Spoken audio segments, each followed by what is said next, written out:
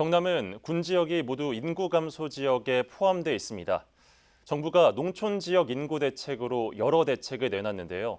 기존에 1주택을 소유하고 있는 세대가 인구 감소 지역에 집을 추가로 구입하더라도 1주택자로 간주해 세금 혜택을 주기로 했습니다. 보도에 강진성 기자입니다. 정부가 인구 감소 지역에 대한 여러 대책을 내놨습니다. 가장 눈에 띄는 건 이른바 농촌에 또 다른 집을 보유할 경우 세제 혜택을 주는 세컨드홈 특례 제도입니다. 기존 1주택 보유 세대가 인구 감소 지역에 추가로 집을 구입하더라도 1주택자 자격이 유지됩니다.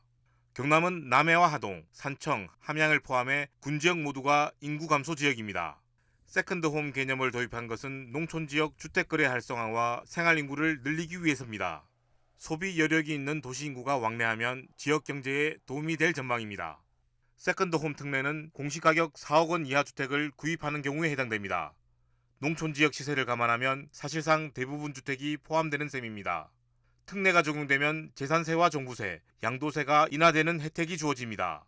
다만 동일 지역에서 주택 구입은 세제 혜택이 적용되지 않습니다. 예를 들어 진주에 집을 보유하고 있는 1주택자가 남해에 집을 살 경우 1가구 1주택이 인정됩니다. 하지만 남해에 이미 집이 있는 1주택자가 또다시 남해에서 구입할 경우 특례가 적용되지 않아 2주택자가 됩니다. 이번 특례로 전원주택 구입 수요도 늘 것으로 예상되고 있습니다. 특히 휴양지로 인기가 있는 데다 해저터널 개발 호재가 있는 남해군은 인구 증가에 긍정적일 것으로 기대하고 있습니다. 이 특례가 시행이 되면은 인구 감소율을 좀 낮추고 생활 인구 증대에도 어느 정도 효과는 있을 것으로 기대를 하고 있습니다. 그리고 한국부동산원에서 운영 예정인 빈집 정보 플랫폼과 연계가 되면은 지방의 빈집을 줄이는 것에도 기여가 될 것으로 예상을 하고 있습니다. 다만 투기성 자본보다는 실수요자 위주로 좀 거래가 이루어지는지 모니터링은 좀 필요할 것으로.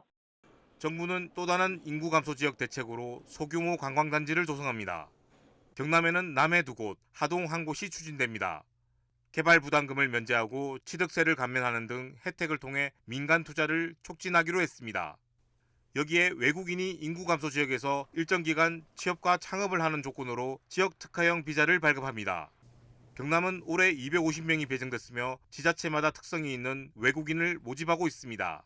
SCS 강윤성입니다.